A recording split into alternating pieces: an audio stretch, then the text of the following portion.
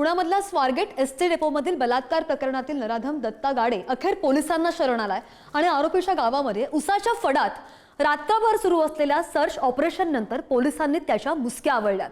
विशेष म्हणजे पुढारी न्यूजची टीम सुद्धा पोलिसांसोबत रात्रभर सर्च ऑपरेशनची साक्षीदार बनली आहे। दत्ता गाडे कुठे आणि कसा सापडला पाहूयात या खास रिपोर्टमधून। उसाच्या फडात लपलेला नराधम अखेर सापडला।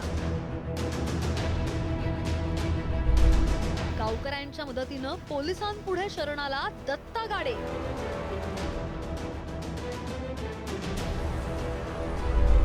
पोलिसांची रात्रभर सर्च मोहीम, पुढारी न्यूजही साक्षीदार। आरोपी दत्ता गाडेचा आत्महत्या करण्याचा प्रयत्न। स्वारगेट एसटी डेपोत 26 वर्षीय तरुणीवर शिवशाही एसटी बसमध्ये बलात्कार करणाऱ्या नराधमाच्या मुसक्या आवळण्यात आल्या। गेल्या 25 फेब्रुवारीला पहाटेच्या सुमारास ही घटना घडली।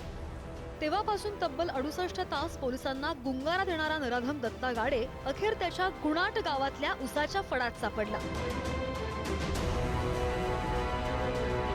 त्याच्या अटकेसाठी तब्बल 200 पोलिसांचा फौजफाटा गुरुवारी संध्याकाळपासूनच जंग पछाडत होता।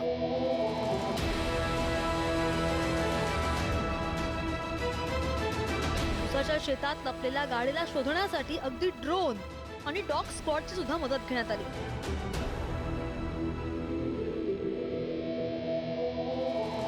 अखेर मध्यरात्री 1:45च्या सुमारास काही गावकऱ्यांच्या मदतीने दत्ता गाडेनं स्वतःहून शरणागती स्वीकारली आणि उसाच्या फडातलं थरार नाट्य संपुष्टात आलं। विशेष म्हणजे पोलीस टीम रात्रभर आरोपीला शोधत असताना पुढारी न्यूजची टीम सुद्धा हा थरार आपल्या कॅमेऱ्यामध्ये चित्रित करत होती। स्वारगेट प्रकरणातील आरोपी दत्ता गाडेला पुणे पोलिसांनी पकडलेले आहे। क्राईम ब्रांचने खरं तर पकडलेले आहे। आरोपी ताब्यात आहे सापडलेला आहे। पुढची प्रक्रिया इन्व्हेस्टिगेटिंग तपासी अधिकारी स्वारगेटला करतील, तिकडून तुम्हाला माहिती प्राप्त होईल। स्वारगेट मधील बलात्काराची घटना ते दत्ता गाडेला झालेली अटक हा 68 तासांचा सगळा ड्रामा अगदी थरारक असाच म्हणावा लागेल। 25 फेब्रुवारीला सकाळी स्वारगेट बस डेपोत रिकाम्या शिवशाही बसमध्ये दत्ता गाडेनं तरुणीवर बलात्कार केला। सकाळी 11 वाजता शिरूरमधील गुणाट या आपल्या गावी तो आला। दुपारी 2 वाजता त्यानं मोबाईल फोन बंद केला। संध्याकाळी 5 वाजता घरातून तो गायब झाला। दत्ता गाडे गुणाट गावातच लपला असल्याची पक्की खबर पोलिसांना मिळाली। त्यानुसार संध्याकाळी 4 पोलिसांचं एक पथक गावात पोहोचलं। पोलीस मागावर असल्याचं समजताच तो उसाच्या शेतात जाऊन लपला। 25ची अख्खी रात्र तो गायब होता। 26 फेब्रुवारीला बलात्काराची बातमी जगासमोर आली। 26 फेब्रुवारीच्या रात्री निरवी रोडवर एका वृद्धेच्या घरी जाऊन त्यांनी पाणी मागितलं। दत्ता पाणी पिऊन गेल्याची माहिती या महिलेच्या घरच्यांनी पोलिसांना कळवली। 26 फेब्रुवारीच्या रात्री 10 वाजता पोलिसांची आणखी 2 पथकं गुणाट गावी पोहोचली। मात्र बिबट्याच्या दहशतीमुळे पोलिसांना सर्च मोहीम थांबवावी लागली। 27 फेब्रुवारीला सकाळी 11 वाजता पुढारी न्यूजची टीम दत्ता गाडेच्या घरी पोहोचली। पोलिसांनी आधीच्या त्याच्या कुटुंबियांना आणि प्रेयसीला सुद्धा चौकशीसाठी ताब्यात घेतलं। सकाळी 11 वाजता पोलिसांचं डॉग स्क्वॉड गावात पोहोचलं। दुपारी 12:30 वाजता ड्रोन पथकानं उसाच्या शेतात शोध घ्यायला सुरुवात केली। दुपारी 3:30 वाजता आणखी 100 पोलिसांची कुमक गावात शोध मोहिमेसाठी दाखल झाली। आरोपीचा शोध घेताना परिसरामधील शेकडो एकर शेती पोलिसांनी आणि गावकऱ्यांनी पायदळी तुडवली। रात्री 11:15च्या सुमारास तहानेनं व्याकुळ झालेला गाडे गावातल्या घरात पाणी पिण्यासाठी गेला। माझी चूक झाली, मला सरेंडर करायचं आहे असं त्यानं तिथं सांगितलं। महिलेनं ती माहिती गावकऱ्यांना दिली। त्यापैकी काही गावकऱ्यांना तो कॅनॉलमध्ये लपला असल्याचं आढळलं। गावाची बदनामी होतीये म्हणून शरण ये असा सल्ला गावकऱ्यांनी त्याला दिला। त्यानंतर मध्यरात्री 1:20 सुमारास कॅनॉलच्या खड्ड्यात लपलेला दत्ता गाडे पोलिसांना शरण आला।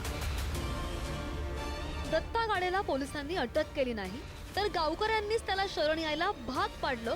हे सगळ्यात आधी पुढारी न्यूजनं दाखवलं।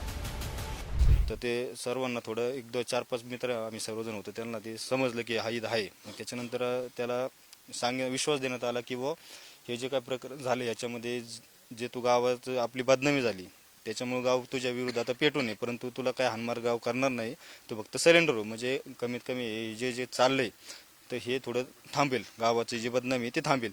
मग त्यांनी त्या गोष्टीला थोडं आमचं सगळ्यांचं पोरांचं ऐकलं आणि ऐकल्यानंतर मग 2 जण आमचे मित्र होते त्यांच्यासोबत तो बाहेर आला. बाहेर आल्यानंतर तो त्या ठिकाणी सिलेंडर व्हायचं म्हणून बोलला आणि मग पोलिसांना आपण त्या ठिकाणी बोलवलं आणि त्याला पोलिसांची टीम रातोरात दत्ता गाडेला घेऊन पुण्याला पोहोचली. तेव्हा देखील पुढारी न्यूजची टीम तिथं हजर होती. तोंडाला कापड गुंडाळून दत्ताला स्वारगेट पोलीस ठाण्यामध्ये कसं आणण्यात आलं ते देखील पुढारी न्यूजनंच सर्वात आधी दाखवलं. स्वारगेटमध्ये जो बलात्कार झाला त्या आरोपीला पुण्यात आणलं गेलेलं आहे. आपण बघतोय या ठिकाणी पोलिसांचा जो ताफा आहे तो या ठिकाणी आपल्याला बघायला मिळतोय. पोलिसांच्या ताफ्यातून त्याला या ठिकाणी आणलं गेलेलं आहे. आपण बघतोय पोलिसांच्या ताफ्यातून त्याला या ठिकाणी नेलं जातंय. आपण बघतोय की मोठा पोलिसांचा जो लवाजमा आहे तो या ठिकाणी आपल्याला दिसतोय.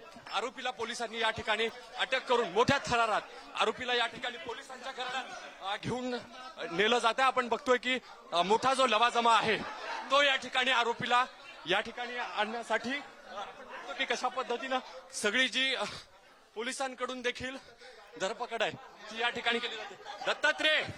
दत्तात्रय गाढे जो आरोपी आहे त्याला या ठिकाणी आणलं गेलेलं आहे आणि मोठा जो बंदोबस्त आहे तो या ठिकाणी पोलिसांचा तैनात आहे. आपण बघतोय की या ठिकाणी या सगळ्या पोलीस बंदोबस्तात लॉकअप मध्ये दत्ता गाढे जो आरोपी आहे त्याला आपण बघितलं किती धरपकड किती ताकद लावून पोलिसांनी अटक केली. दरम्यान आरोपी दत्ता गाडेनं आत्महत्या करण्याचा प्रयत्न केल्याची धक्कादायक माहिती पोलीस तपासामध्ये उघड झाली आहे.